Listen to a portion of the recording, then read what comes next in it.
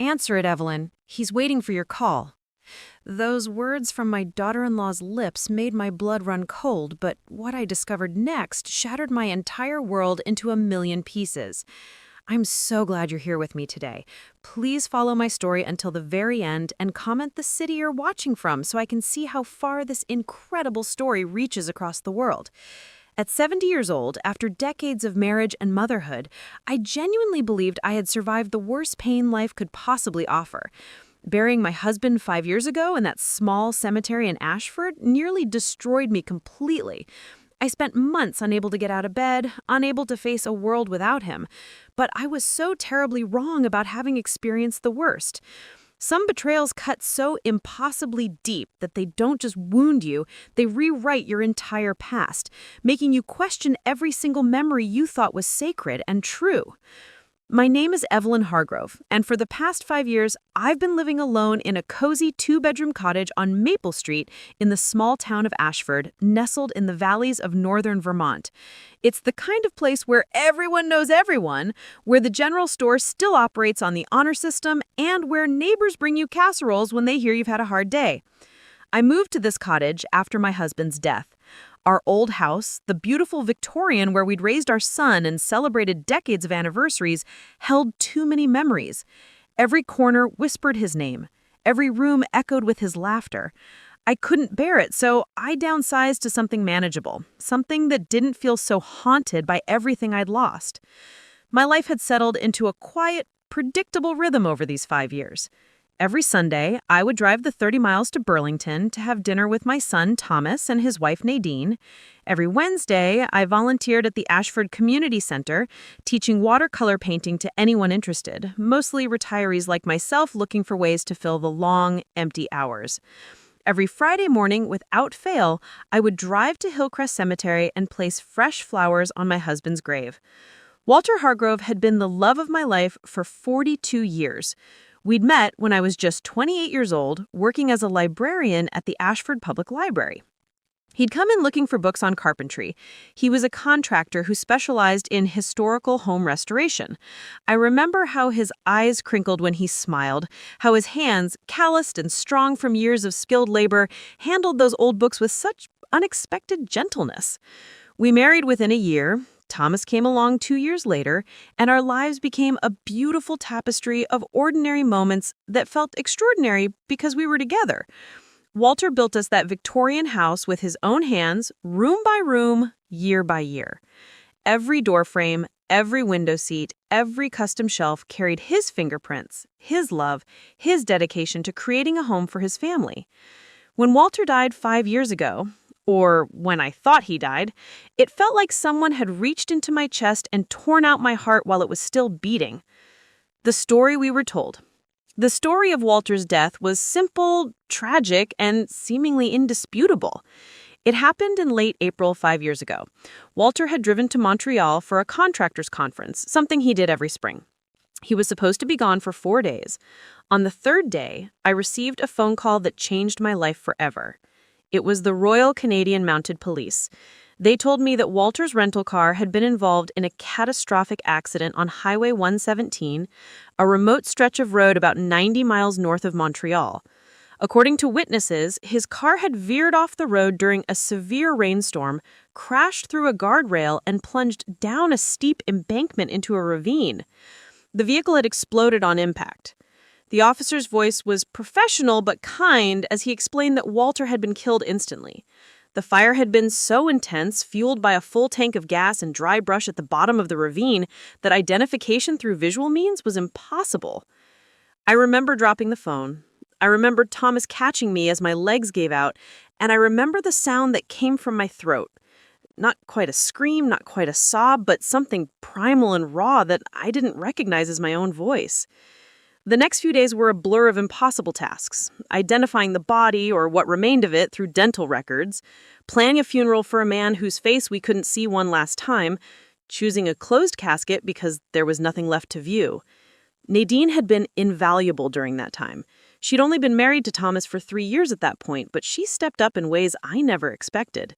She coordinated with the Canadian authorities, arranged for Walter's remains to be transported back to Vermont, helped me select the casket and flowers, organized the reception after the funeral. I was so grateful for her help. I was drowning in grief, barely functional, and she seemed to handle everything with such calm efficiency. Thomas was a wreck. Losing his father devastated him, so it fell to Nadine to be the strong one, the organizer, the person who made sure all the horrible necessary details were handled. Looking back now, with the terrible knowledge I possess, I see that time through completely different eyes. Every kindness becomes suspect. Every helpful gesture looks like manipulation. Every moment of support seems part of a larger, more sinister plan. But I'm getting ahead of myself. Let me tell you about the day everything started to unravel. It was a Tuesday in early March, 5 years after Walter's death. Spring was just beginning to peek through Vermont's long winter. Patches of grass emerging from melting snow, the first brave crocuses pushing through the frozen earth, the sun staying in the sky just a little longer each day. I had spent the morning baking.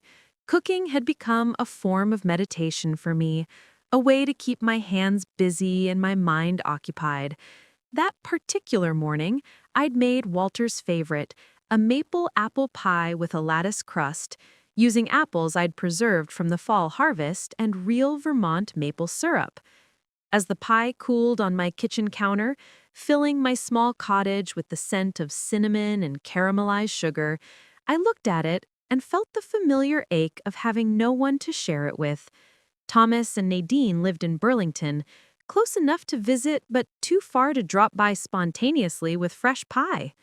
Or was it too far? On impulse, I decided to surprise them.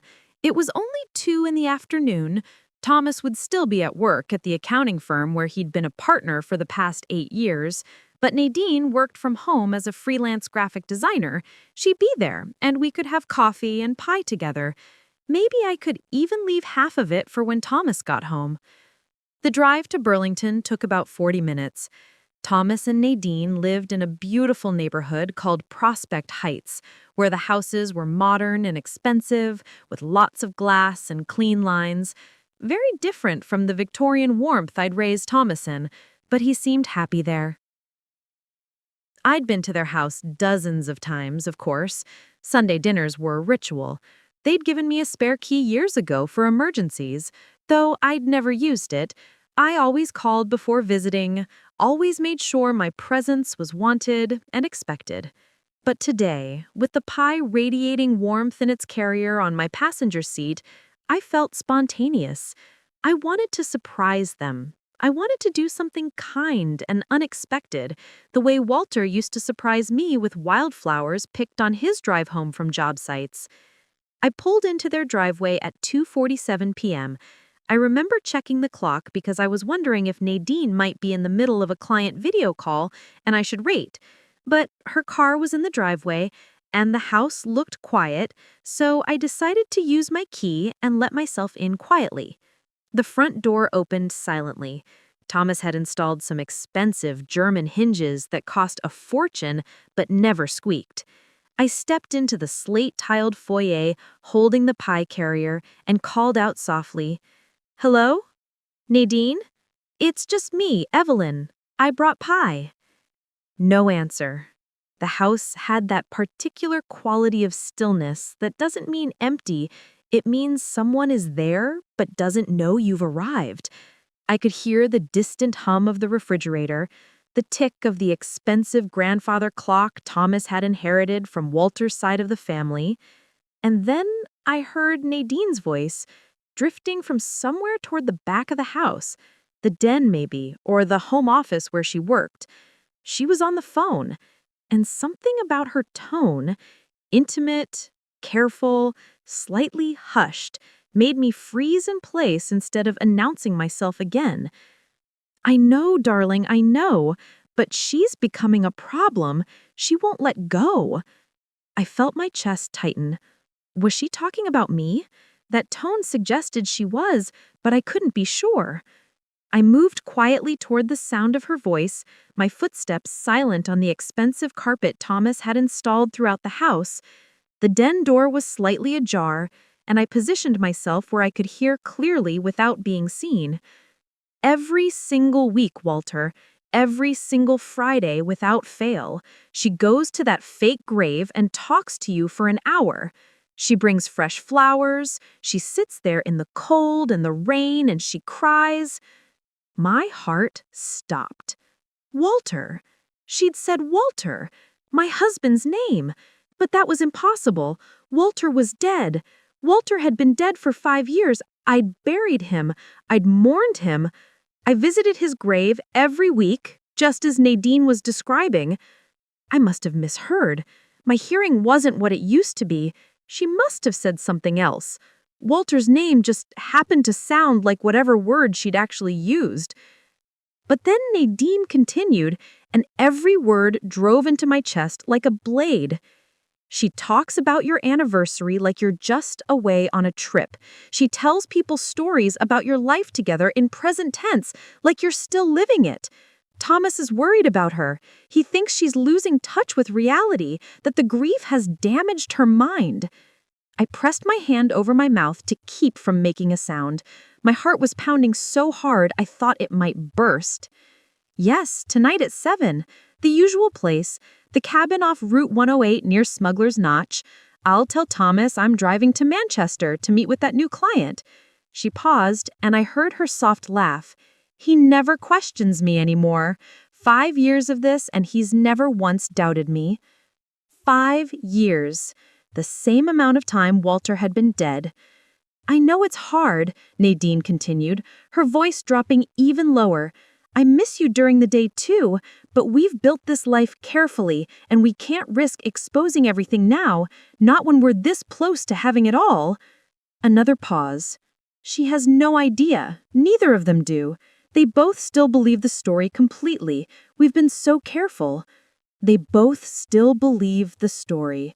The story of Walter's death, the accident, the fire, the closed casket funeral. The story we'd been told, the story that wasn't true. I love you too, Nadine whispered into the phone. 5 years hasn't changed that. If anything, keeping this secret has made us stronger. I'll see you tonight. Be careful on the drive. I heard her footsteps approaching and barely had time to press myself against the wall in the hallway. She walked past, humming something under her breath, completely oblivious to my presence. I watched her climb the stairs to the second floor, probably heading to her office or their bedroom. My mind was screaming, my thoughts fragmenting into 1,000 sharp pieces that wouldn't fit back together. Moving on pure instinct, I quietly set the pie carrier on the hall table and let myself out the front door. My hands were shaking so badly, I dropped my keys twice before I managed to unlock my car. I sat in the driver's seat, staring at nothing, my entire world tilting sideways. Walter wasn't dead. My husband, whom I'd mourned for 5 years, whom I'd grieved for until I thought the sadness would actually kill me, wasn't dead. And Nadine, my daughter-in-law, Thomas's wife, the woman who'd helped me through the darkest period of my life, had been meeting with him secretly for 5 years? The long drive home. I don't remember much of the drive back to Ashford. I know I must have driven safely because I made it home without incident, but my mind was somewhere else entirely, replaying Nadine's words over and over. They both still believe the story completely. What story? The story of the accident? The story of Walter's death? Had the entire thing been staged? Had Walter faked his death deliberately? But why? Why would he do something so cruel? And how could Nadine have been involved? She'd only known Walter for 3 years before his death. Or his supposed death. Had they been having an affair even then? Had she married Thomas as some kind of cover? By the time I pulled into my driveway, it was nearly 4 o'clock, and I felt like I'd aged 10 years in the past hour. I walked into my cottage in a daze, still wearing my coat, and sat down at my kitchen table. I stared at the wall for what might have been minutes or hours. The light outside shifted from afternoon brightness to the golden glow of early evening, and still I sat there, trying to make sense of what I'd overheard. Part of me wanted to believe I'd misunderstood. Maybe there was some innocent explanation. Maybe Nadine was talking to someone else named Walter. Maybe she was discussing a novel or a movie and I'd taken it out of context. But I knew better. I knew what I heard. I knew the details matched too perfectly. The 5 years, the grave visits, the fake grave, the cabin meeting. As darkness fell outside my windows, I finally moved. I walked to my bedroom closet and pulled down the box I kept on the top shelf. The box containing all of Walter's important papers, the documents from his death and funeral.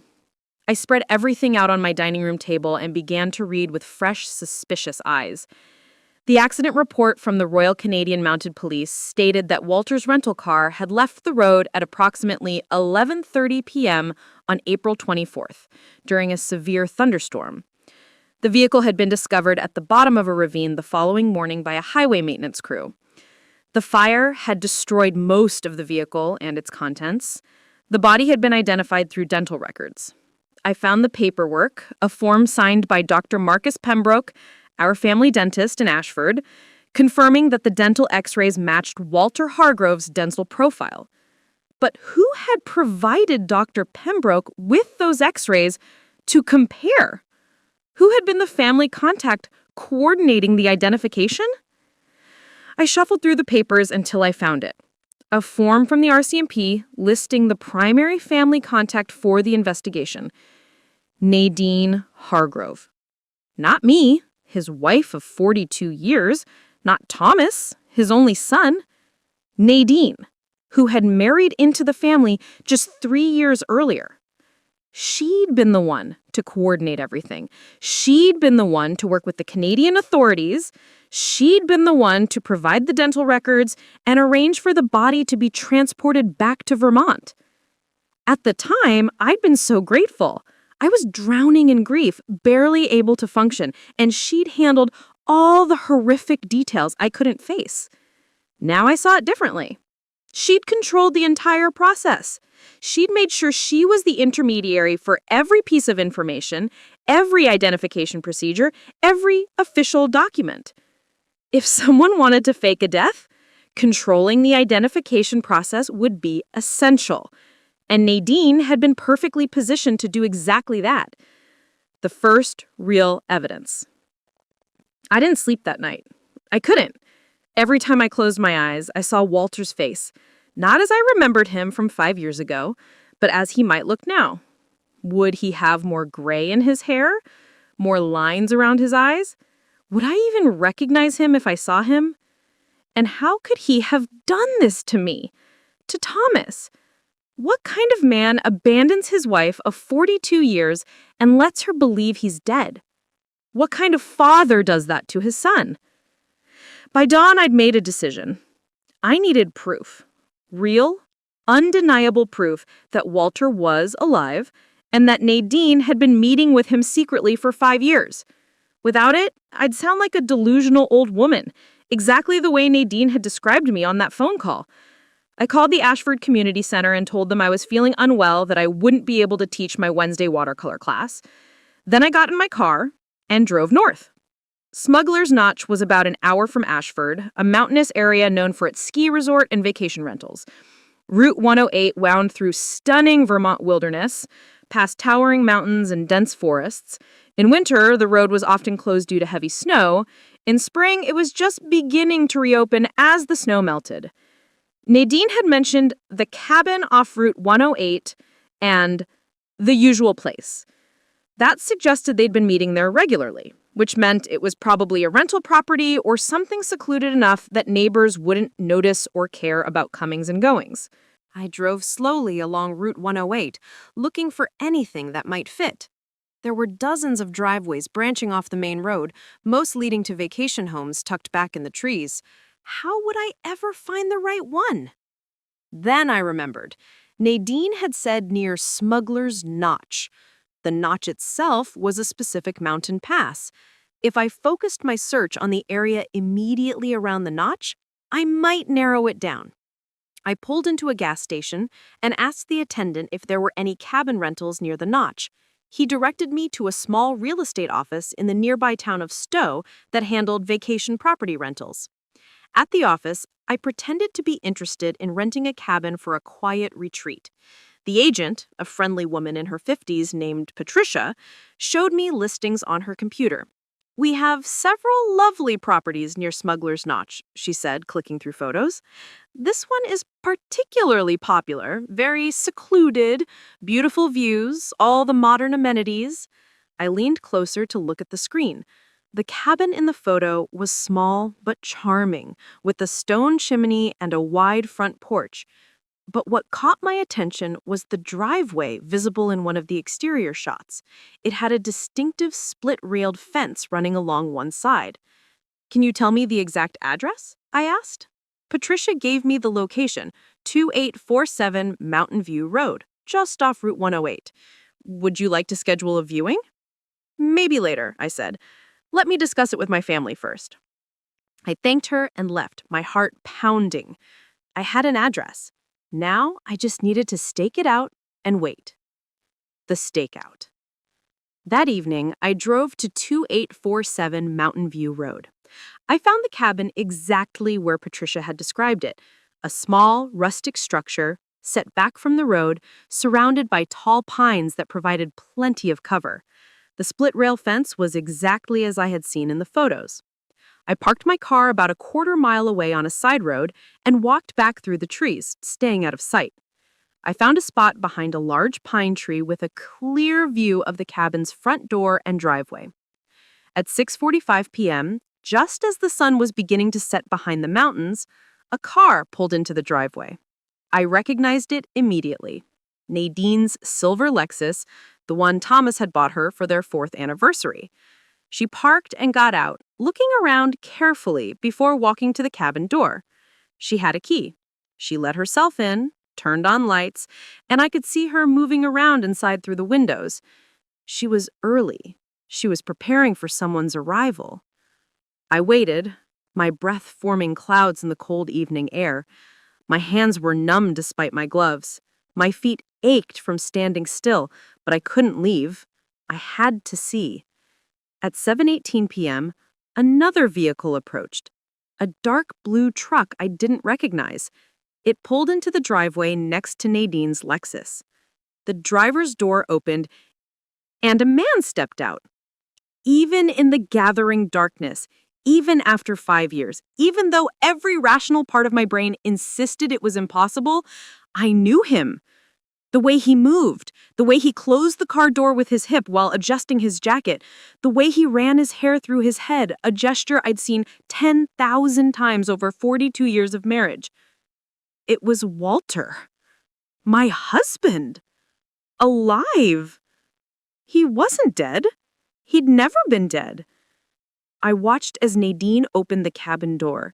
I watched as she smiled at him with such open joy that it was like a knife in my heart. I watched as he pulled her into his arms and kissed her. Not a friendly greeting, but a passionate kiss that spoke of intimacy and longing and love. They disappeared inside together and the door closed behind them. I stood there in the cold Vermont woods shaking, not from the temperature, but from the devastating reality of what I'd just witnessed. My husband had faked his death. He'd let me mourn him for 5 years. He'd let me visit an empty grave every week, crying over a man who wasn't dead. And he'd been living in secret with my son's wife. The betrayal was so profound, so complete, that I couldn't even cry. I just stood there, frozen, as my entire past rewrote itself in my mind. Every loving memory now had a shadow over it. Every sweet moment now felt like a lie. 42 years of marriage. Had any of it been real? Had he ever truly loved me? Or was I nothing more than an obligation he finally found a way to escape? And Nadine, sweet, helpful, supportive Nadine, who'd held my hand at the funeral, who'd helped me choose the flowers for the casket, who'd organized the reception while I sat in a grief-stricken haze. She'd been his accomplice, possibly his lover even then. She'd married my son as what? A cover? A way to stay close to the family while secretly building a life with my supposedly dead husband? I don't know how long I stood there in those cold woods. Long enough that my feet went numb, long enough that the lights in the cabin burned steadily, suggesting they were settling in for the evening. Finally, when I could no longer feel my fingers or toes, I walked back to my car and drove home. But I didn't cry. Not yet. Because I'd made a decision standing in those cold woods. Walter and Nadine had stolen 5 years of my life. They'd let me suffer through grief that nearly killed me. They'd built their happiness on my pain. Now I was going to take everything away from them just as completely as they'd taken everything from me. But first, I needed to know the whole truth. I needed to understand why they'd done this and how deep the conspiracy went. Tomorrow, my investigation would begin in earnest, and Walter and Nadine had no idea that their carefully constructed lie was about to crashing down around them. I didn't sleep at all that night after seeing Walter alive at the cabin. I lay in my bed, staring at the ceiling of my small cottage, watching the shadows shift as clouds passed over the moon. My mind wouldn't stop racing, replaying everything I'd seen, everything I'd heard, trying to make sense of a betrayal so profound that it felt like my entire life had been rewritten in a single evening. At some point around 4 a.m, I gave up on sleep entirely. I got out of bed, made a pot of strong coffee, and sat at my kitchen table as dawn slowly broke over the Vermont mountains outside my window. The woman who sat at that table wasn't the same Evelyn Hargrove who'd driven to Burlington with a Mabel apple pie the previous afternoon. That Evelyn had been a grieving widow, still wrapped in the soft cocoon of her sorrow, visiting her husband's grave every week like a faithful pilgrim at a shrine. This new Evelyn was something harder, sharper. The shock had burned away, leaving behind something cold and clear and absolutely focused. Walter was alive. Nadine had been his accomplice. They'd been meeting secretly for 5 years while I mourned a man who wasn't dead. Now I needed to know everything. Not just that they were alive and together, but why? How had they done it? When had it started? What was their endgame? And most importantly, did Thomas know? That last question haunted me more than anything else. My son! My beautiful boy, now a 43-year-old man with his father's eyes and my stubborn chin. Had he been part of this conspiracy? Or was he as much a victim as I was? I couldn't bear to think that Thomas had known, that he'd sat across from me at Sunday dinners, had hugged me on holidays, had called me every week to check on me, all while knowing his father was alive and hiding with his wife? No, I refused to believe it. Thomas had been devastated by Walter's death. I'd held him while he sobbed at the funeral. I'd watched him struggle through his grief for months afterward. That pain had been real, which meant Thomas was a victim too. His wife was having an affair with his supposedly dead father.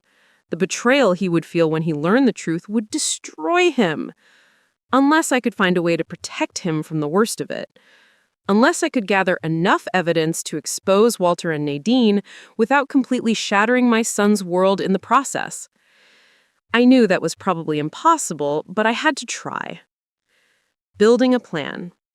By the time the sun fully rose, I had the beginnings of a plan. I needed information. Hard, undeniable evidence that proved Walter had faked his death and that Nadine had helped him do it. Evidence that would hold up not just in my own mind, but in a court of law if necessary. I opened my laptop, a gift from Thomas 2 Christmases ago that I mostly use for email and looking up recipes, and started a document. I titled it Evidence Log and began writing down everything I knew for certain.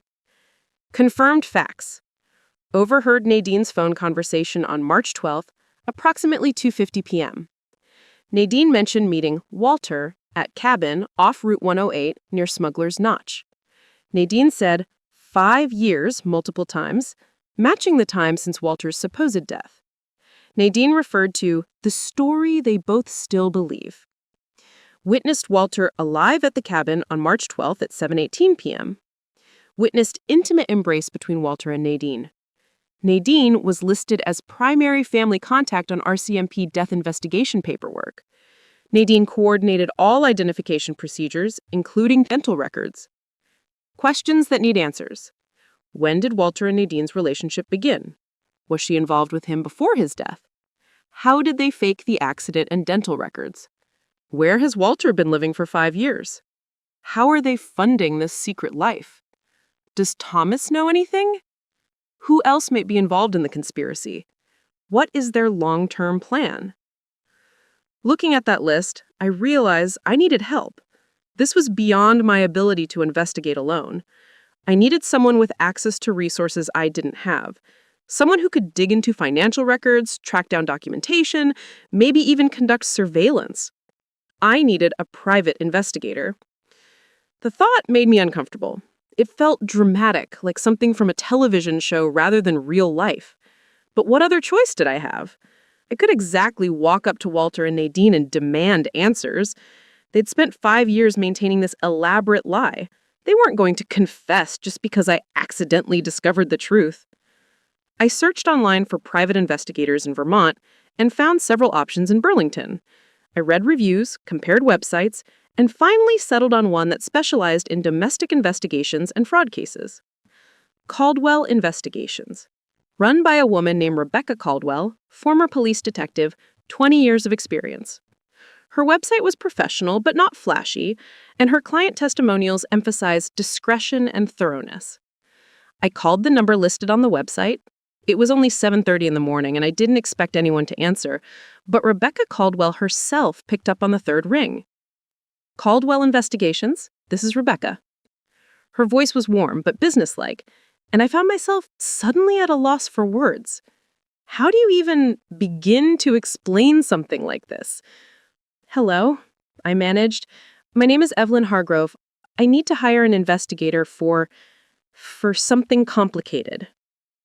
Most things that bring people to me are complicated. Why don't you tell me what's going on, and we'll see if I can help. So, I told her.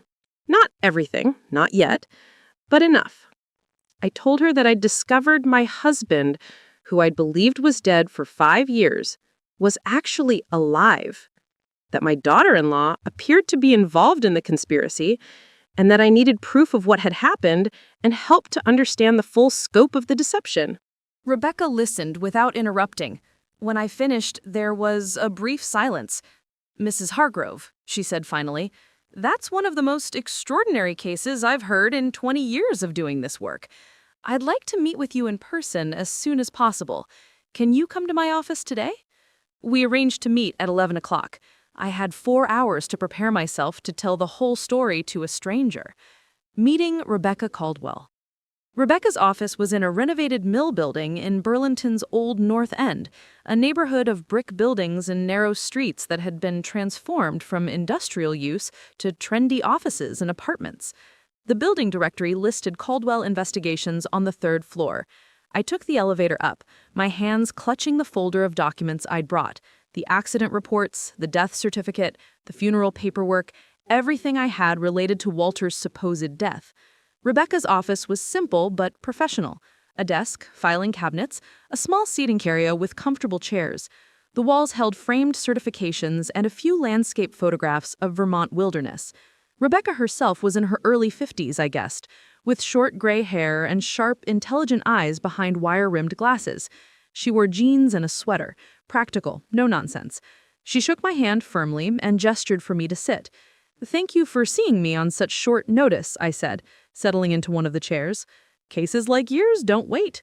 Now, I'd like you to tell me everything from the beginning. Don't leave anything out, no matter how small or insignificant it might seem. The details matter." So I told her the whole story. The phone call I'd overheard, the stakeout at the cabin, seeing Walter alive, the documents that showed Nadine had controlled the death investigation, my suspicions about how they might have faked everything. Rebecca took notes on a legal pad, stopping me occasionally to ask clarifying questions. How far away was I when I saw Walter? Was there any chance I'd misidentified him? Did you have any photos of Walter from before his death that we could use for comparison? I know it was him, I said firmly. I was married to that man for 42 years. I know the way he moves, the way he carries himself. It was Walter. Rebecca nodded. I believe you, but we need to build a case that will convince others, including, potentially, a court of law if this goes in that direction. That means photographic evidence, documentation, witnesses, if possible. She leaned back in her chair, tapping her pen against her notepad. Here's what I'm thinking for next steps. First, we need to confirm Walter's current identity and location. If he's been living under his own name somewhere, that will be relatively easy to discover. If he's using a false identity, it will be more complicated. How would you find that out? I asked. I have access to databases that can search public records, property records, vehicle registrations, employment records. If Walter Hargrove has been living anywhere in the United States under his own name, we'll find him. We'll also look for financial activity, bank accounts, credit cards, any caper trail he might have left. And if he's using a fake name? Rebecca smiled slightly. Then we do surveillance on the cabin and follow him when he leaves. Eventually, he'll lead us to wherever he's living. People can hide their identity on paper, but they can't hide their physical presence. What about Nadine? I asked. Can you find out if there's evidence of her involvement in the fraud? Absolutely. We'll look at her financial records, her phone records, if possible, her travel history. If she's been regularly traveling to meet Walter, there will be evidence. Credit card receipts, gas station purchases, hotel bookings. People always leave a trail. Rebecca pulled out a contract and explained her fees, $150 per hour plus expenses. It wasn't cheap, but I'd lived frugally for 5 years, and I had some savings. This was worth every penny. I signed the contract and wrote her a check for a $3,000 retainer. One more thing, Rebecca said as I prepared to leave. Does anyone else know about what you've discovered? No, I said. I haven't told anyone. Good. Keep it that way for now. The fewer people who know you're investigating, the better. Walter and Nadine have maintained this secret for 5 years. They're clearly very careful. If they get wind that you know the truth, they might disappear or destroy evidence. I won't say anything, I promised. Not even to my son. Especially not to your son, Rebecca said gently. I know that's difficult, but until we know for certain that he's not involved, we can't risk it. The thought that Thomas might be part of this still made me feel sick, but I nodded. Rebecca was right. I had to be smart about this. The first discoveries. Rebecca moved quickly. By Thursday afternoon, just 2 days after I'd hired her, she called with her first findings. Evelyn, I've found something interesting, she said when I answered the phone. Walter Hargrove has been very careful, but not quite careful enough. He's been living under his own name. My heart started pounding. Where? In a small town in New Hampshire called Littleton. It's about 2 hours from Burlington. He's renting a house there under the name Walter Hargrove, paying utilities in that name, everything. He even has a Vermont driver's license that was renewed 2 years ago. How is that possible? I asked, my voice shaking. If he's dead, how does he have a driver's license? That's where it gets interesting, Rebecca said. I pulled his death certificate. It was filed in Vermont, not Canada, even though the accident supposedly happened in Quebec. The signature on the death certificate belongs to Dr. Marcus Pembroke, your family dentist, the same dentist who supposedly confirmed the dental records. Dr. Pembroke! I'd known him for 30 years. He'd been Walter's dentist, Thomas's dentist, my dentist. A kind man in his 60s who'd always made time to chat about his grandchildren when I came in for cleanings. Are you saying Dr. Pembroke was involved? I asked, though I already knew the answer. He had to be, Rebecca confirmed. He signed the death certificate without actually examining a body. He confirmed dental records that either matched someone else or were completely fabricated. This wasn't just Walter and Nadine. They had help. But why would Dr. Pembroke do that? What would he gain? That's what we need to find out. Money, usually. Or maybe Walter had some kind of leverage over him. I'm going to dig deeper into Dr. Pembroke's financial records, see if there were any unusual deposits or transactions around the time of Walter's supposed death. What else did you find? I asked. Walter works at a hardware store in Littleton, Mason's Hardware. He's been employed there for about 4 years, under his real name, uses his social security number and everything. I don't know how he's gotten away with this, but it's brazen. Brazen. That was exactly what it was. Walter wasn't even hiding. He'd simply moved to a different town and continued living his life, assuming that no one would ever look for a dead man. "There's more," Rebecca continued. "I checked Nadine's financial records. She's been making regular cash withdrawals from an ATM in Littleton, the same town where Walter lives. Every 2 weeks, like clockwork, she withdraws $500 in cash. She's been doing this for almost 5 years. She's been supporting him financially," I said, the pieces clicking together. "Yes, and there's something else interesting. About 6 months before Walter's supposed death, Nadine took out a life insurance policy on him. A big one. $750,000. I felt like I'd been punched in the stomach. Life insurance? Thomas was listed as the beneficiary, not you, which is unusual. Normally, a spouse would be the primary beneficiary, but the policy named Thomas, with Nadine as the trustee until Thomas turned 45. "Thomas is only 43, I said slowly. "Exactly, which means Nadine has control of that $750,000 for 2 more years. After Walter's death was confirmed, the insurance paid out. That money has been sitting in an investment account that Nadine manages." The full picture was becoming horrifyingly clear. This wasn't just an affair. This wasn't just Walter leaving his old life behind for a new woman. This was fraud on a massive scale. They'd staged Walter's death to collect life insurance money. They'd manipulated the investigation, falsified records, and conspired with at least one other person, Dr. Pembroke, to make it all look legitimate. And they'd done it all while letting me suffer through 5 years of grief, while letting Thomas mourn his father, while building their new life on money stolen through fraud. "There's one more thing," Rebecca said, her voice taking on a careful tone. "I found something that you need to know about, even though it's going to be painful to hear." "Tell me," I said. I'd already heard so many horrible things. What was one more?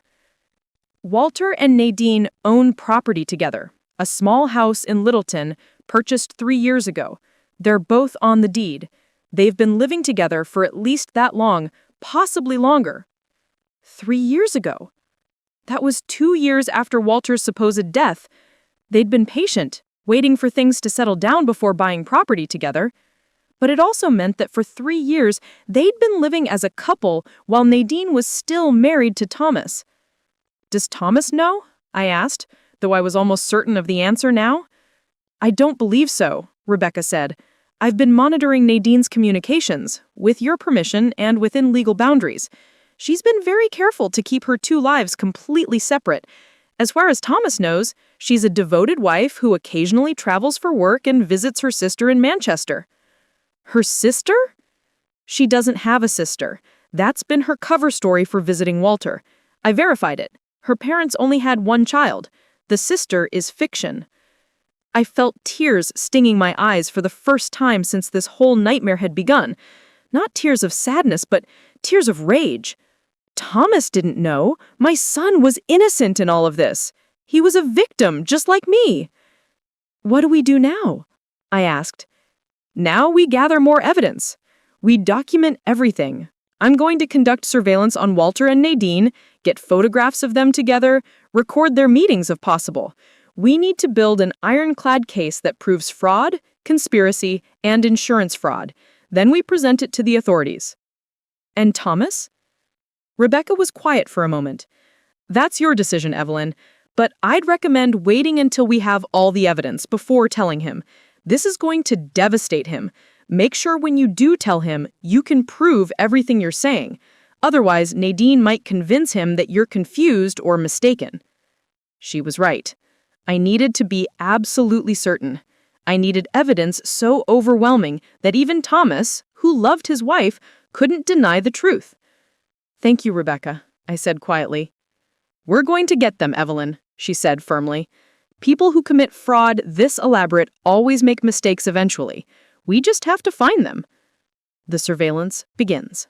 Over the next 2 weeks, Rebecca conducted intensive surveillance on both Walter and Nadine. She hired 2 additional investigators to help with the workload. One to follow Walter during his daily routines in Littleton. another to track Nadine's movements in Burlington. Rebecca kept me updated every few days, sending me reports with photographs and detailed timelines. I kept all of it in a locked box in my bedroom closet, afraid that somehow Thomas would stop by unexpectedly and discover what I was doing. The surveillance revealed patterns that made the scope of the betrayal even clearer. Walter worked Monday through Friday at Mason's Hardware, arriving at 8 in the morning and leaving at 5 in the evening. He lived in a small Cape Cod-style house on Elm Street in Littleton. He shopped at the local grocery store, ate lunch at a diner called Betty's, and seemed to live a completely normal, unremarkable life. Nadine visited him every Tuesday evening and stayed overnight, returning to Burlington Wednesday morning in time to maintain her cover story of being home working. She'd been doing this without fail for years. Thomas's Wednesday evening poker nights with his college friends provided the perfect cover. On weekends when Thomas thought she was visiting her fictional sister in Manchester, she was actually spending time with Walter in Littleton. They went to movies, ate at restaurants, walked through town holding hands like any ordinary couple. Rebecca's investigators captured hundreds of photographs. Walter and Nadine shopping for groceries together. Walter and Nadine having coffee at Betty's diner. Walter and Nadine kissing in the parking lot of the hardware store after his shift ended. Every photograph was like a knife to my heart. Not because I still loved Walter, that love had died the moment I learned what he'd done, but because each image represented another layer of betrayal, another moment of the life he'd chosen over the one we'd built together. But the most damning evidence came from Rebecca's financial investigation. She discovered that Dr. Pembroke had received a $50,000 consulting fee from an account owned by Nadine just 2 weeks before Walter's supposed death. The payment was listed as consultation for estate planning services. But Dr. Pembroke wasn't an estate planner. He was a dentist. That $50,000 was payment for falsifying the death certificate and dental records. Rebecca also traced the life insurance money. The $750,000 had been paid out to Thomas as the beneficiary, but because Nadine was listed as the trustee, she had control of the funds. She'd been systematically transferring money from that account into various other accounts, some in her name, some in Walter's name under shell companies they'd created. Over 5 years, she'd moved nearly $400,000 of Thomas's inheritance into accounts that she and Walter controlled. The rest remained in a trust, presumably to avoid suspicion if Thomas ever decided to check on his inheritance before he turned 45. They'd stolen from Thomas.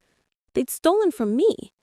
They'd committed insurance fraud, falsified government documents, and conspired with Dr. Pembroke to perpetrate one of the most elaborate frauds I'd ever heard of.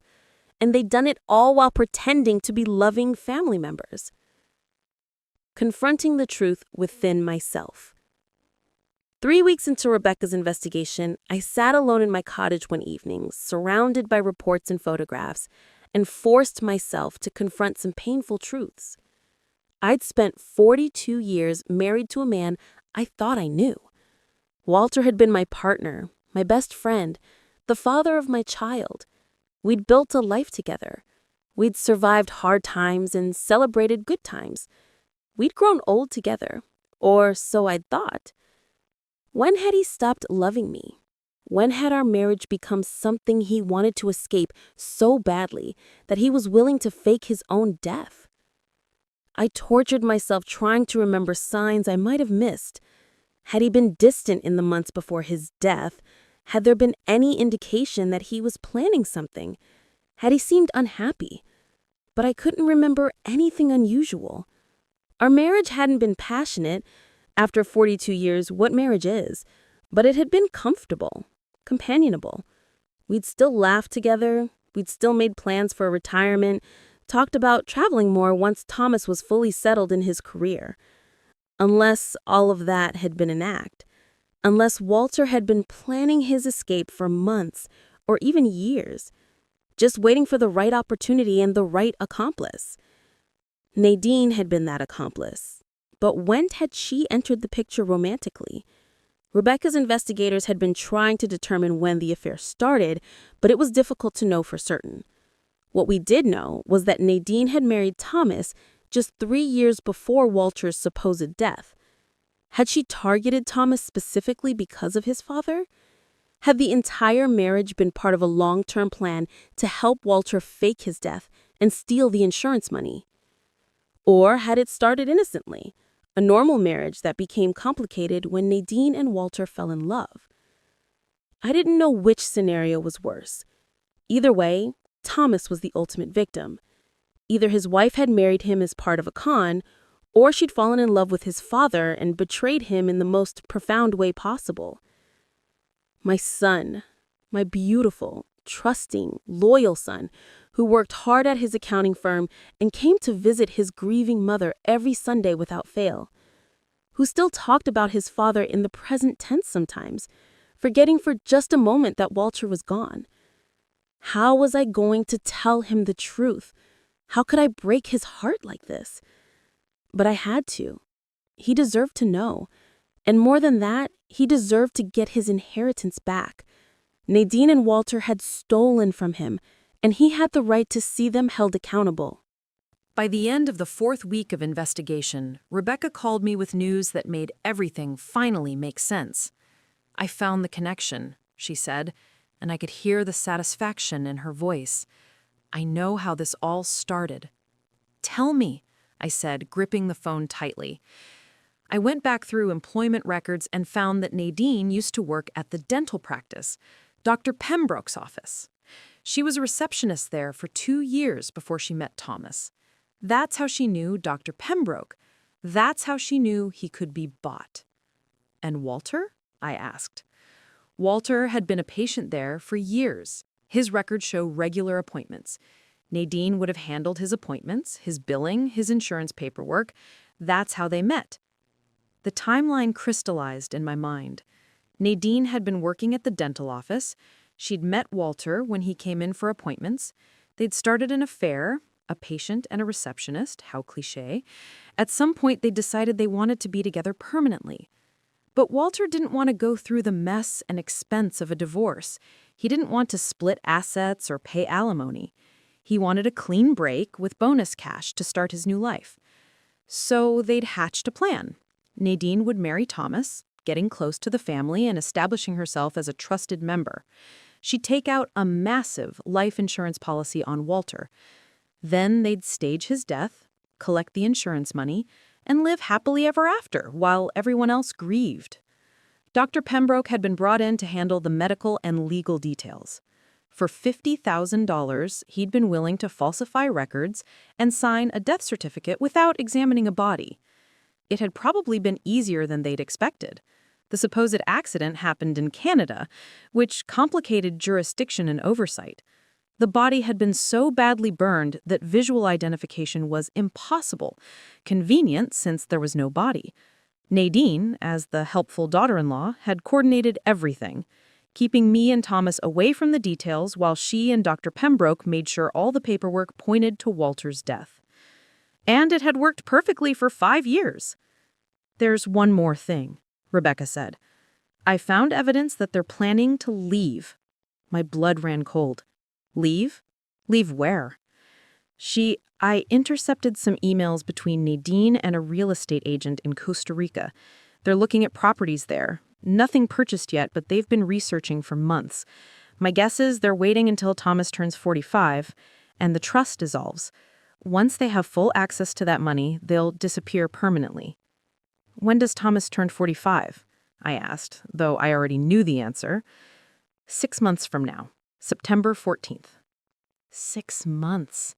In 6 months, if I didn't act, Nadine would take what remained of the insurance money and disappear to Costa Rica with Walter.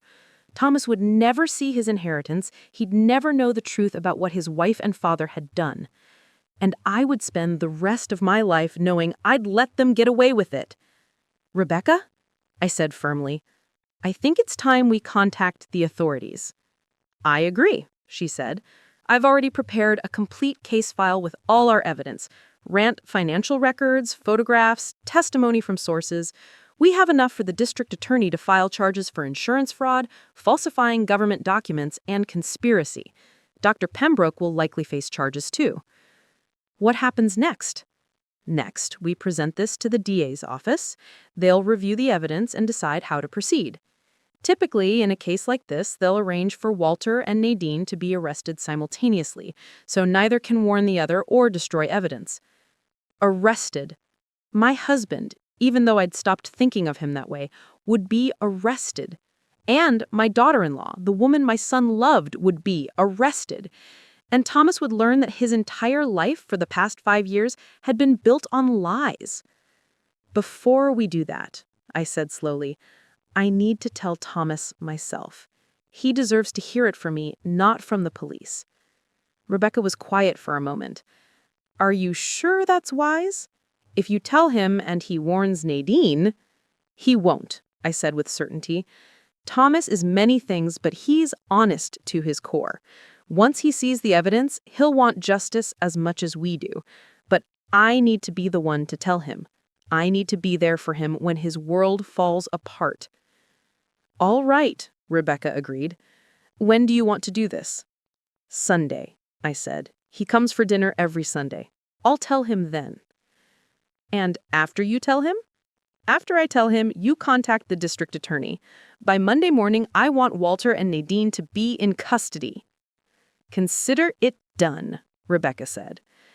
After I hung up, I sat in my kitchen and cried for the first time since this nightmare had begun. Not for Walter. He deserved what was coming to him. Not for Nadine. She was a calculating predator who had targeted my family deliberately. I cried for Thomas, for the innocence he was about to lose, for the trust that was about to be shattered, for the hard road ahead of him as he rebuilt his life from the ruins of this betrayal.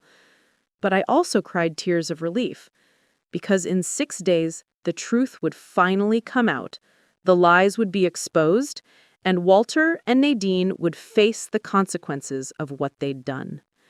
5 years of grief, 5 years of lies, 5 years of stolen money and broken hearts. It was all about to come crashing down. The 6 days between my conversation with Rebecca and Sunday dinner felt like 6 years. Every hour dragged by with excruciating slowness. I barely slept, barely ate, my mind constantly rehearsing how I would tell Thomas the truth. How do you tell your son that his father, whom he'd mourned for 5 years, was actually alive? How do you explain that his wife had been having an affair with that father? How do you reveal that they'd stolen his inheritance and were planning to disappear to Costa Rica in 6 months? There was no gentle way to deliver this news. No matter how carefully I chose my words, Thomas's world was going to shatter. The only question was whether I could be strong enough to help him pick up the pieces afterward. Wednesday afternoon, Thomas called me, as he did every week. "Hey, Mom," he said, his voice warm and familiar. "Just checking in. How are you feeling?" "I'm fine, sweetheart," I lied. "Looking forward to Sunday dinner." "About that," Thomas said, and my heart seized. "Nadine might not be able to make it. She has a potential client meeting in Manchester on Sunday afternoon, but I'll definitely be there." Manchester, her fictional sister's city, which meant she was really planning to visit Walter in Littleton. "That's fine," I said, keeping my voice steady. "Actually, that might be better. I've been wanting to have some one-on-one time with you anyway." "Is everything okay, Mom? You sound a little off." I closed my eyes, fighting back tears. My perceptive, caring son. "Everything's fine. I just miss you. Sometimes I feel like we don't get enough time to really talk, just the two of us." "I know what you mean," Thomas said softly. "I miss Dad so much still. Sometimes I wish I could just call him up and ask his advice about work stuff, you know? He always knew what to say." The knife in my heart twisted deeper. Thomas still missed his father. He still loved him, still wanted his guidance. Learning the truth was going to destroy him. "I miss him too," I said, and it wasn't entirely a lie. I missed the man I thought Walter had been. That man had never really existed, but I'd loved him nonetheless. See you Sunday, Mom. Love you. Love you too, sweetheart. So much. After we hung up, I sat down and cried for 20 minutes straight. Preparing for Sunday. Saturday evening, I prepared everything I would need for the next day's revelation. Rebecca had provided me with copies of all the evidence, bound in a professional folder with tabs separating different sections, photographs, financial records, timeline documentation, witness statements, everything organized and irrefutable. I also wrote Thomas a letter just in case I couldn't get through the conversation without breaking down. In it, I explained everything I'd discovered, emphasized that none of this was his fault, and assured him that I would support him no matter what he decided to do next. I cooked his favorite meal, pot roast with roasted vegetables and homemade rolls, the same dinner I'd made for his birthday every year since he was 5 years old. If I was going to break my son's heart, I could at least feed him a good meal first. That night, I didn't sleep at all. I lay in bed, watching the ceiling, praying for strength I wasn't sure I possessed. At dawn, I got up, showered, and dressed carefully. I chose a blue cardigan that Thomas had given me for Christmas 2 years ago. I wanted him to see that I was still his mother, still the person who loved him more than anything in the world, even as I delivered news that would change his life forever. Thomas arrived at exactly 1 o'clock, as he always did. He was punctual, like his father, like the man I thought his father was. He looked handsome in jeans and a button-down shirt, his dark hair slightly graying at the temples, 43 years old and still my little boy. "Hey, Mom," he said, kissing my cheek as he came inside. "Something smells amazing." "Pot roast," I said, managing a smile. "Your favorite." "What's the special occasion?" "No occasion. I just wanted to do something nice for my son." We made small talk while I finished preparing dinner.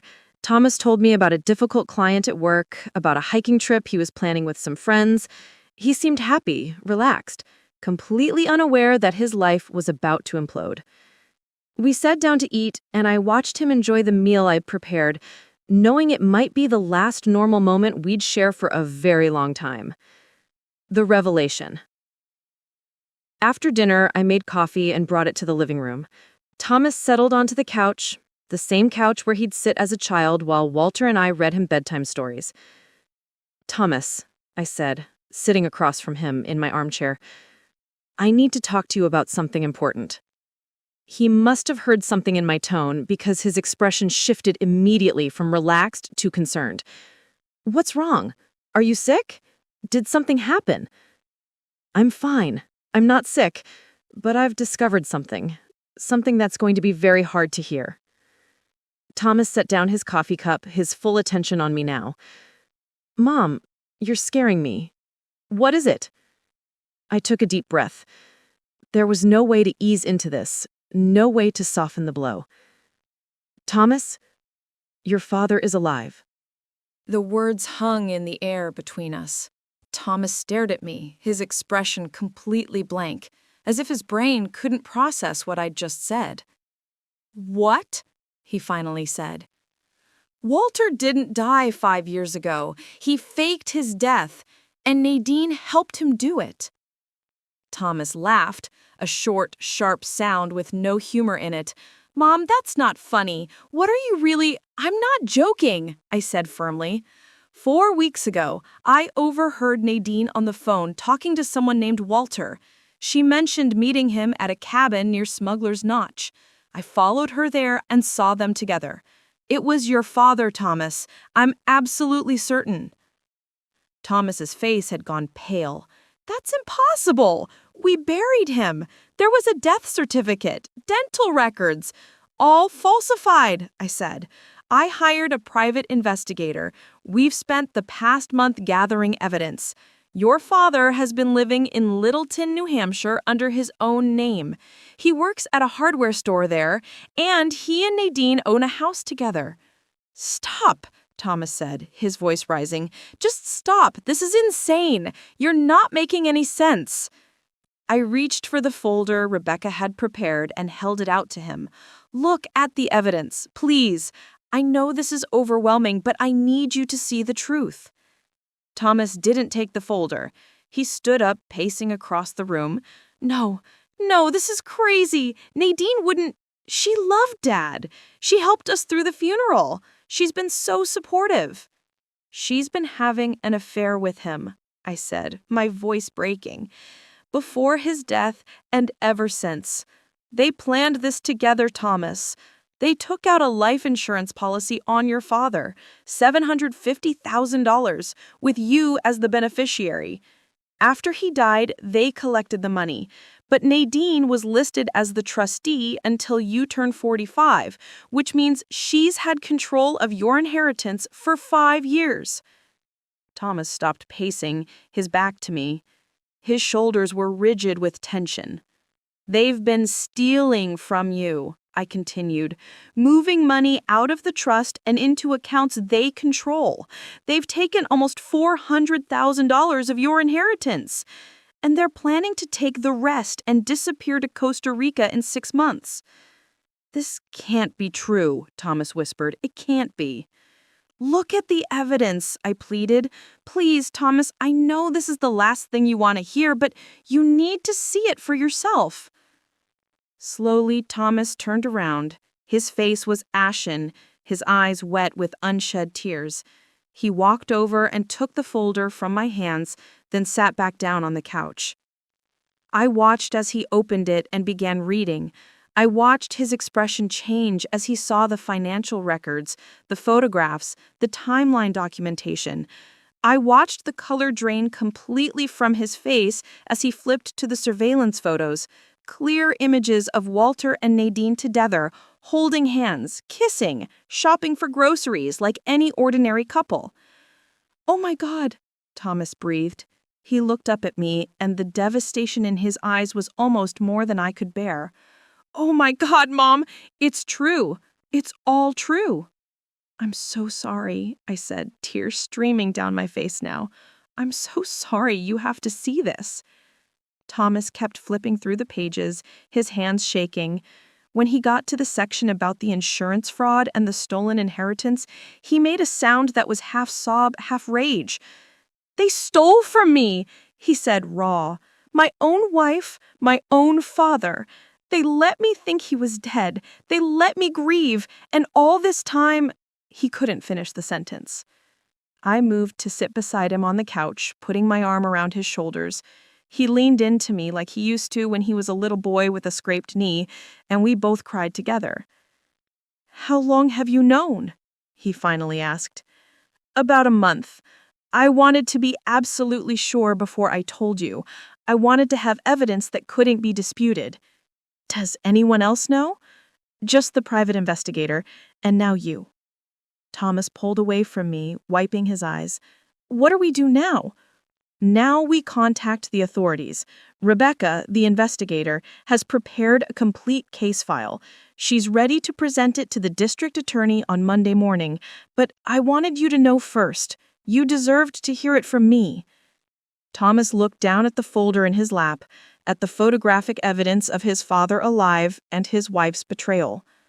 "I can't believe this is my life," he said quietly. 2 days ago, I thought I had a good marriage. I thought my biggest problem was a difficult client at work. Now my father is alive, my wife is a criminal, and everything I believed about my life was a lie. "I know," I said softly.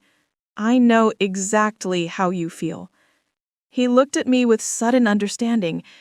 "God, Mom, you went through the same thing. Finding out about Dad, about what he'd done. How have you been handling this alone for a month?" "I haven't been handling it well," I admitted. "But I had to be strong enough to get through this. For you. Because I knew this would destroy you, and I wanted to make sure I had all the answers before I broke your heart." Thomas was quiet for a long moment, processing everything. Then he said, "I want to confront them." "Thomas, I need to see them. I need to hear them admit what they've done. I need to look my wife in the eye and ask her how she could do this to me." "That's not a good idea," I said. "If you confront them before the police are involved, they might run. They might destroy evidence." "I don't care. Thomas said, his voice hard. They owe me an explanation. They owe both of us an explanation. I could see the determination in his eyes, the same stubborn streak he'd inherited from Walter. Once Thomas made up his mind about something, it was nearly impossible to change his mind. "Let me call Rebecca," I said. "Let's do this the right way." The confrontation. Rebecca wasn't happy about the idea of confronting Walter and Nadine before involving the authorities, but she understood Thomas's need for closure. We compromised.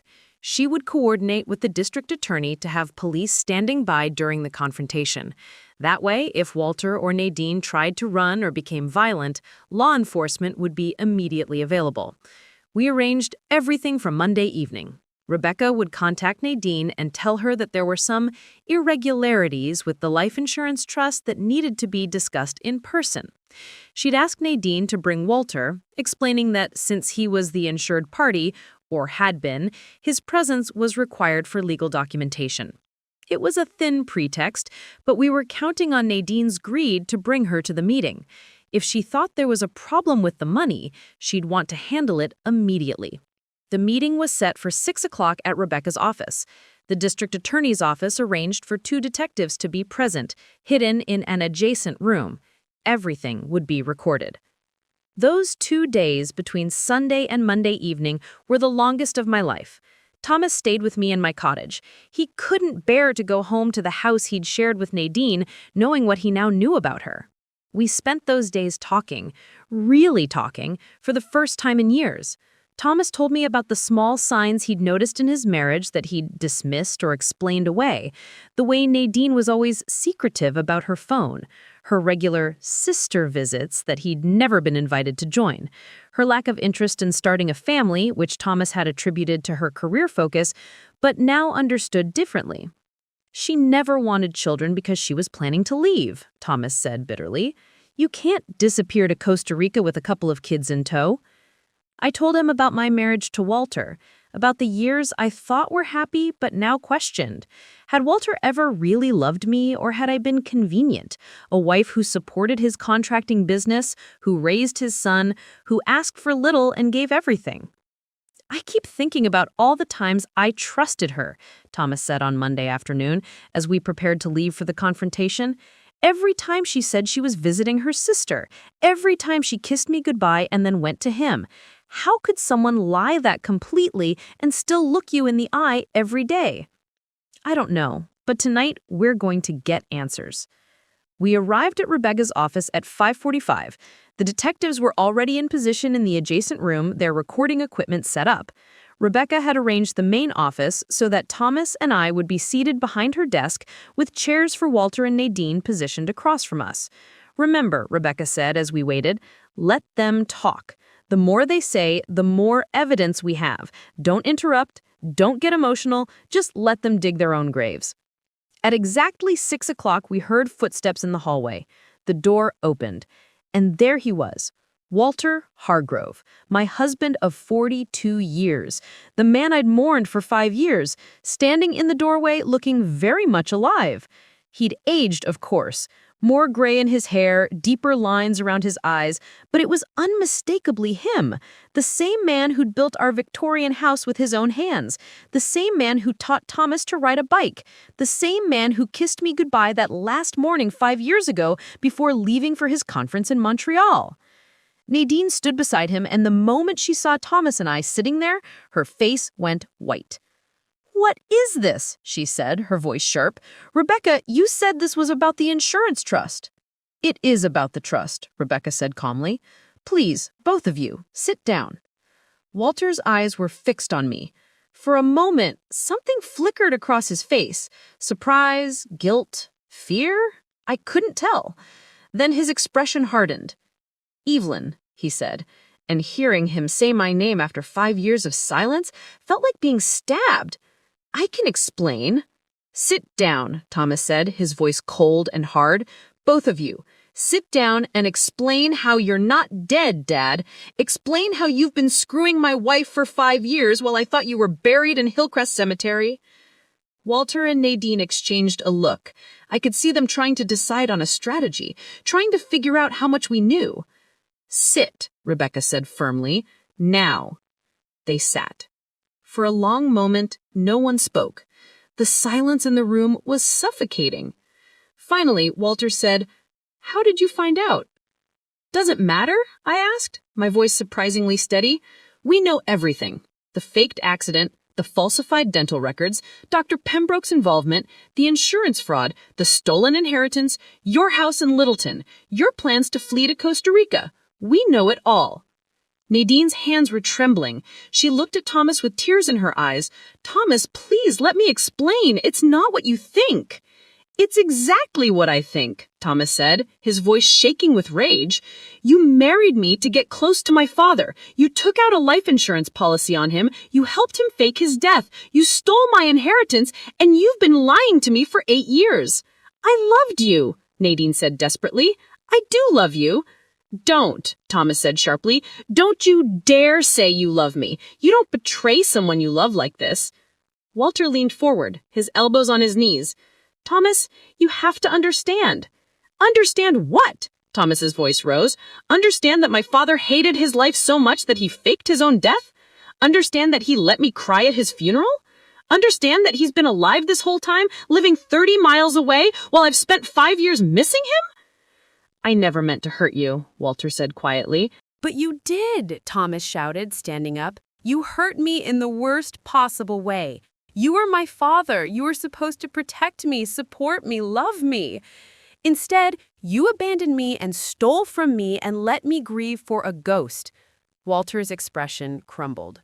For the first time, I saw genuine emotion on his face. Regret, shame, sorrow. But it was too late for any of that to matter. "Why?" I asked, my voice breaking. "Walter, just tell me why. Why wasn't our life good enough? Why wasn't I good enough?" He looked at me, and I saw tears in his eyes. "It wasn't about you, Evelyn. You were a good wife, a good mother. But I felt trapped. I felt like my whole life had been decided for me. Marriage, kids, the house, the business. I woke up one day and realized I'd spent 40 years living someone else's life. So you threw it all away," I said. "You threw away our marriage, your relationship with your son, everything we'd built together. For what? For her?" Walter looked at Nadine, and the tenderness in that look made me want to vomit. "Yes," he said simply, "for her. I fell in love with Nadine, and for the first time in decades, I felt alive. I felt like myself. And I wanted that feeling more than anything." "Even more than your own son?" Thomas said bitterly. "I thought you'd be okay," Walter said. "You're successful, independent. You didn't need me anymore." "I will always need my father," Thomas shouted. "Even at 43 years old, I still need my father. There are still times when I want to call you up and ask your advice. There are still times when I miss you so much it physically hurts.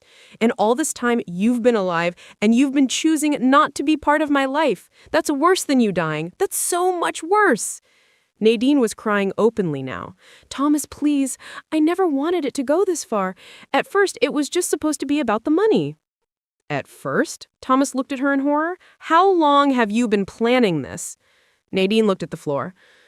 "Walter and I met at Dr. Pembroke's office 3 years before you and I got married. We started seeing each other, and when it became clear that Walter wanted out of his marriage but couldn't afford a divorce—" "So you married me," Thomas said slowly, understanding dawning. "You married me as part of the plan, to get close to the family, to make the insurance policy seem normal, to be in position to help fake his death."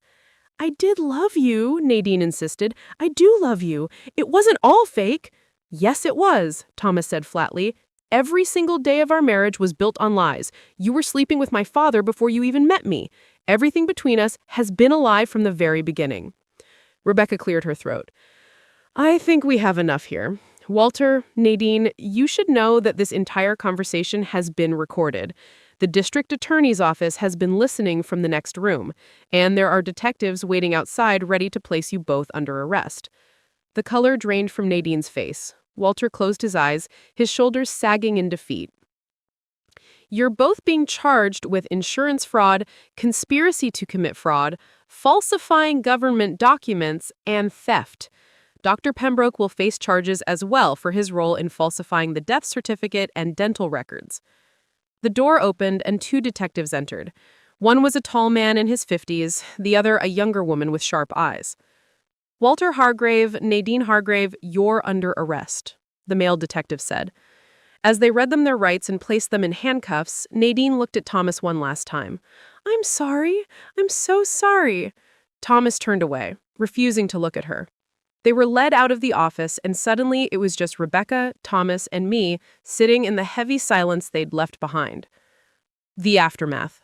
The next few weeks were a blur of legal proceedings, media attention, and painful conversations. The story of Walter's faked death and the subsequent insurance fraud made headlines throughout Vermont and beyond. "Dead Man Walking, Vermont Contractor's Elaborate Fraud Scheme," read one headline. "Daughter-in-law and father-in-law's secret life exposed," read another. Dr. Pembroke, when confronted with the evidence against him, confessed immediately and agreed to testify against Walter and Nadine in exchange for a reduced sentence. He'd been facing financial difficulties 5 years ago, gambling debts, he admitted, and the $50,000 from Nadine seemed like an easy solution to his problems. Thomas filed for divorce immediately. He also filed a civil suit against both Walter and Nadine for the stolen inheritance money. With the evidence that Rebecca had gathered, it was an open and shut case. The criminal trial took 6 months to wind through the system. Both Walter and Nadine pleaded guilty to all charges in the end. Their lawyers advised them that fighting it would only result in harsher sentences. Walter was sentenced to 8 years in federal prison for insurance fraud and conspiracy to commit fraud. Nadine received 10 years. Her sentence was longer because of the additional theft charges and because she had been the primary architect of the scheme. Dr. Pembroke received 3 years, most of which would be served on house arrest, given his age and his cooperation with prosecutors. The insurance company recovered most of the money that had been stolen, and Thomas got his inheritance back, or what was remaining of it. Nearly $500,000 had been recovered, though $250,000 had been spent and couldn't be traced. But money, as I'd learned over the past months, was the least important thing that had been stolen from us. It was a warm autumn afternoon, and I was sitting on the back porch of my cottage, watching the leaves change color on the mountains in the distance. Thomas sat beside me, both of us holding cups of tea and not saying much. We did this now, sat together in comfortable silence. Something had shifted between us through this ordeal. We'd always been close, but now we were bonded by shared trauma, by the knowledge that we'd survived something that should have destroyed us. "I saw her yesterday," Thomas said suddenly. I knew immediately who he meant. "Nadine?" "They let me visit her at the prison. I needed closure, I guess. One last conversation." "How did it go?" She looked terrible. Orange jumpsuit, no makeup, her hair pulled back, nothing like the polished woman I married. He paused, sipping his tea. She cried the whole time, kept saying she was sorry, that she'd loved me, that she'd never meant for things to go so far. "Do you believe her?" Thomas thought about it. "I believe she's sorry she got caught. I believe she regrets going to prison. But I don't believe she ever really loved me. How could she? You can't love someone and do what she did." "What about Walter?" I asked, the question I'd been avoiding for months. "Have you seen him?" "No," Thomas said firmly, "and I don't plan to. He's not my father anymore.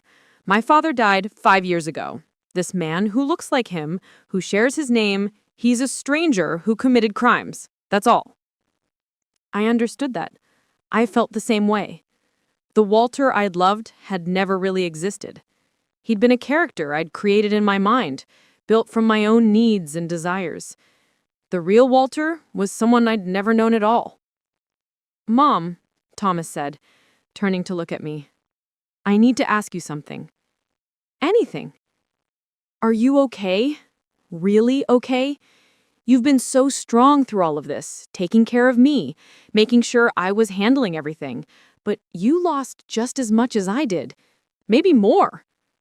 I smiled sadly. I lost 42 years of my life to a man who didn't deserve them. I lost the future I thought I was building. I lost the ability to trust my own judgment about people. I paused. But I also gained something. What? Strength I didn't know I had, the ability to face hard truths, and most importantly, a deeper relationship with my son. You and I have been through hell together, Thomas, and we're still here, still standing, still a family. Thomas reached over and took my hand. We're all the family each other needs, he said. Yes, I agreed. We are. We sat there as the sun began to set, mother and son, survivors of a betrayal that should have broken us, but somehow made us stronger instead.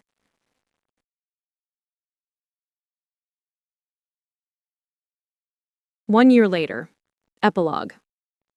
I sold the cottage in Ashford and moved to a small apartment in Burlington, closer to Thomas.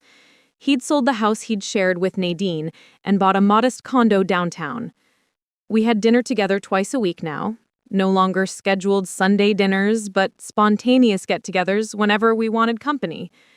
Thomas started dating again, cautiously, a woman named Jennifer, who worked as a teacher at the local elementary school. She was kind, honest, and patient with his trust issues. I liked her immensely. I joined a support group for people who'd been victims of fraud and deception by family members. It helped to talk to others who understood what I'd been through, who didn't judge me for the complicated emotions I still felt. Because despite everything, despite the betrayal and the lies and the years of grief I'd suffered unnecessarily, I still sometimes missed the man I thought Walter was. I missed the husband who'd built me a house, who'd made me laugh, who'd held my hand through good times and bad. That man never existed, but the grief for him was real nonetheless. Rebecca Caldwell and I became friends.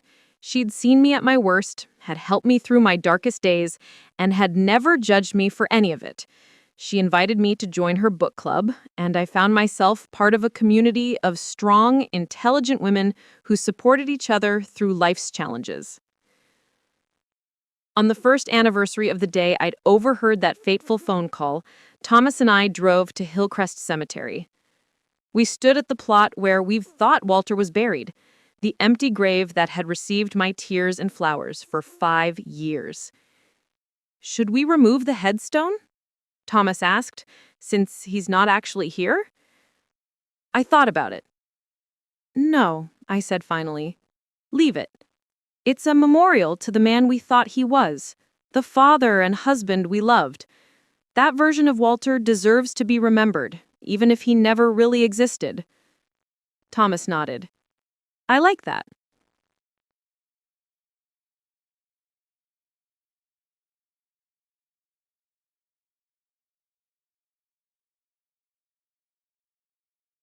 Ahead of us lay an uncertain future, but at least it was honest.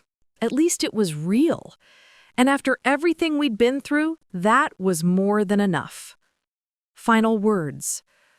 So that's my story. The phone call that exposed everything.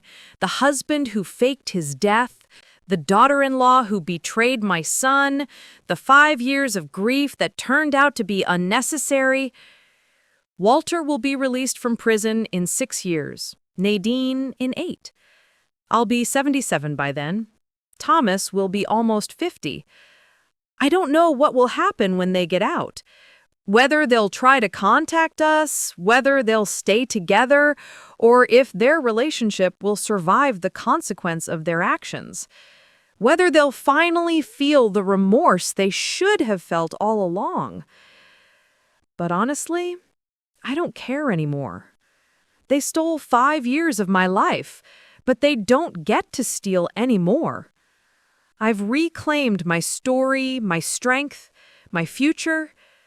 To everyone watching this, to everyone who followed this story to the end, I want you to know something important.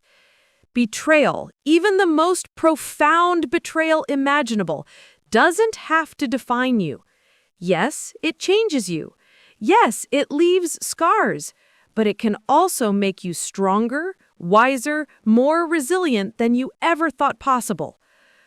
I'm 71 years old now, and I'm just beginning to understand who I am when I'm not defined by someone else's lies. And that, surprisingly, is a beautiful thing. Thank you for listening to my story. Thank you for being here with me through every painful revelation and every small victory. I hope you never experience what I went through. But if you do, I hope you remember that you're stronger than you think.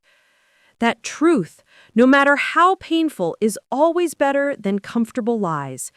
And that you deserve people in your life who see you, value you, and would never dream of betraying you the way I was betrayed. Now I want to hear from you. Comment below and tell me, would you have handled this situation differently? Would you have confronted them sooner? Would you have involved the police immediately instead of investigating first? What would you have done in my place? And if you've experienced something similar, betrayal by someone you trusted deeply, know that you're not alone. Know that it's possible to survive it, to move beyond it, to build a life that's even better than the one that was taken from you. Thank you for being part of this journey with me. Take care of yourselves. And remember, trust your instincts. If something feels wrong, investigate. Don't let anyone convince you that your perceptions aren't valid.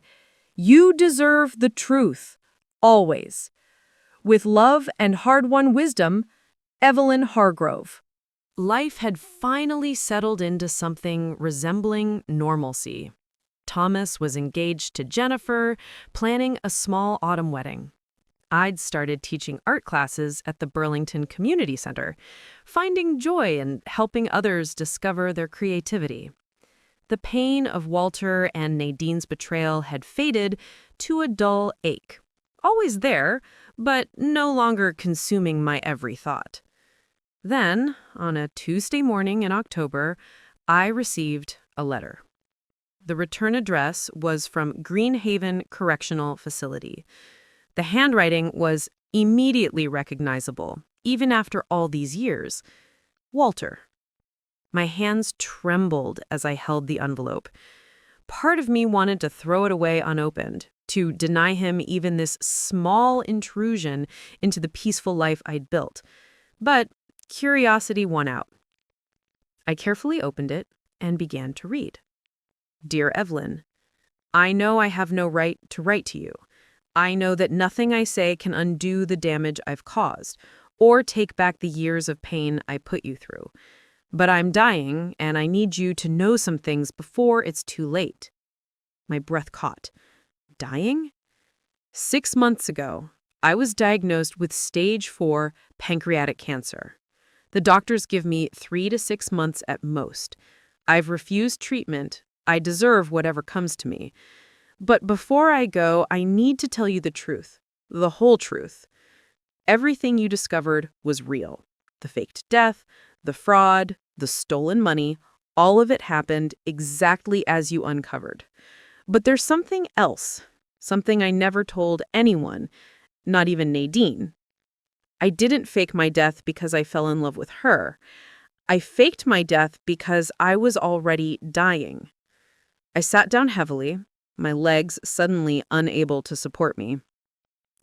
2 months before the accident, I was diagnosed with early-stage pancreatic cancer. The prognosis then was better than it is now, but I knew I was living on borrowed time. I had maybe 5 to 10 years if I was lucky. The life insurance policy was Nadine's idea, yes, but I went along with it not because I wanted to run away with her, but because I wanted to leave Thomas something substantial. Our business was failing, Evelyn. I'd made bad investments, taken out loans I couldn't repay. If I died legitimately, there would have been nothing for Thomas except debt. So I made a devil's bargain.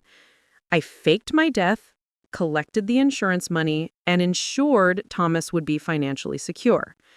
Nadine agreed to hold the money in trust and eventually give it all to Thomas. In exchange, I promised her a percentage for her help. But Nadine had other plans. She fell in love with the money, with the control. She started siphoning funds, making plans I never agreed to. By the time I realized what she was doing, it was too late. I was legally dead. I had no recourse, no way to stop her without exposing everything. I know this doesn't excuse what I did. I destroyed our family trying to save it. I let you grieve unnecessarily. I abandoned Thomas in the worst possible way. And for that, I will die with more regret than you can possibly imagine. The cancer went into remission for a while, giving me false hope that maybe I'd made the right choice. But it's back now, aggressive and unstoppable. I'll be dead before I finish serving my sentence. I'm not asking for forgiveness. I don't deserve it. But I wanted you to know that every day of these past 7 years, I've thought about you, about the life we had, about the woman who stood by me for 42 years and deserved so much better than what I gave her. I loved you, Evelyn. I know you don't believe that anymore, but it's true. I just loved saving Thomas more. I made the wrong choice about how to do it, and I'll pay for that mistake with whatever time I have left. Tell Thomas I'm sorry. Tell him his father was a coward who thought he was brave. Tell him that the money was always meant for him, even if it got corrupted along the way. And tell him that I'm proud of him. So very proud of the man he became despite having me as a father. Goodbye, Evelyn. Thank you for 42 years of love I never deserved. Walter. I sat in my kitchen for over an hour, reading and rereading that letter, trying to process what it meant. Walter had been dying. The faked death had been about protecting Thomas financially, not just about running away. Nadine had betrayed Walter too, stealing money that was supposed to go to Thomas eventually. Did this change anything? Did knowing his original motivation make the betrayal any less devastating? I didn't know. Telling Thomas. That evening, I drove to Thomas's condo. He and Jennifer were cooking dinner together, laughing about something, and seeing his happiness made my decision harder. "Mom," Thomas said, surprised but pleased, "we weren't expecting you. Have you eaten? We're making lasagna." "I need to talk to you," I said quietly. "Both of you, actually. It's important." The laughter died. They both saw something in my face that made them immediately concerned. We sat in Thomas's living room, and I handed him Walter's letter. Jennifer sat beside him, holding his hand as he read. I watched his expression change. Shock, confusion, anger, and finally something that looked almost like grief. "He was dying," Thomas said. "He was dying, and he thought faking his death would help me?" "That's what he says. Do you believe him?" I thought carefully before answering. "I believe he was diagnosed with cancer 7 years ago. That's verifiable. I believe the business was failing. Rebecca found evidence of that during her investigation. Whether his motivations were as noble as he claims, I don't know." Thomas stood up, pacing the room. "So he died trying to save me, but destroyed our family in the process. And Nadine used his plan for her own game, stealing what he'd intended to eventually give me. Yes, that doesn't make it better, Mom. It doesn't erase the pain or the lies or the years we lost. I know, but it makes it more complicated." Thomas's voice broke. "I've spent 2 years hating him completely, thinking he was pure evil. And now I find out he was trying to help me? How am I supposed to feel about that?" Jennifer spoke for the first time. "You're allowed to feel everything, Thomas. Anger and grief and confusion all at once. It doesn't have to make sense." "Do you want to see him?" I asked. Before it's too late?" Thomas looked at me, his eyes wet with tears. "Do you think I should?" "I think you'll regret it if you don't," I said softly. "Not because you owe him anything, but because you'll wonder for the rest of your life what you might have said, what questions you might have asked." The prison visit. 3 days later, Thomas and I sat in the visiting room at Greenhaven Correctional Facility, waiting for Walter to be brought in. When the door finally opened and Walter appeared, I barely recognized him. He'd lost at least 50 pounds. His skin had a grayish pallor. He moved slowly, painfully, like each step required tremendous effort. But his eyes, when they met mine across that room, were still the same eyes I'd fallen in love with 50 years ago. He sat down across from us, tears already streaming down his face. "Thomas, Evelyn, thank you for coming. I didn't think you would." "We almost didn't," Thomas said hard. "But I needed to hear it from you, all of it." For the next hour, Walter told us everything. The cancer diagnosis, the failing business and mounting debt, his desperation to leave Thomas something after he was gone, his agreement with Nadine that had spiraled out of control, his helplessness watching from his legally dead position as Nadine stole the money he'd intended for Thomas. "I thought I was being noble," Walter said, his voice ragged. "I thought I was sacrificing myself to save my son. Instead, I just caused more pain. I'm so sorry, Thomas. I'm so desperately sorry." Thomas was crying now, and so was I. "You should have told us," Thomas said. "You should have let us be there for you. We could have faced the debt together, faced the cancer together. Instead, you faced it alone and made us face your loss alone." I know, I was wrong about everything. There was so much more to say, so many questions still unanswered, but we'd run out of time. The guard announced that visiting hours were ending. As we stood to leave, Walter looked at me one last time. "Evelyn, I loved you. I need you to know that. I loved you, badly, selfishly, but I loved you." "I know," I said softly, and somehow I did. 6 weeks later, Walter died on a cold November morning, alone in the prison hospital. Thomas and I attended a small private memorial, just the two of us, saying goodbye to the complicated, flawed man who'd been husband and father. The insurance money that Nadine hadn't stolen was returned to Thomas. He used part of it to pay off Walter's old business debts, honoring what his father had tried to do. The rest he put in a trust for his future children. Nadine remained in prison, her sentence unchanged. She'd stolen for greed, not out of any noble purpose, and she'd shown no remorse. Some betrayals, we learned, were exactly as they appeared. Final reflection. Standing at Walter's real grave, his real grave this time, I felt a strange sense of peace. The man I'd loved had been real after all, just deeply imperfect. He'd made terrible choices trying to do the right thing. He'd hurt us trying to help us. He'd loved us badly, but he loved us. That didn't excuse what he'd done, but it made him human rather than monstrous, and somehow that made it possible to finally, truly let him go. "Are you okay, Mom?" Thomas asked, his arm around my shoulders. "Yes," I said, and meant it. "I'm finally okay."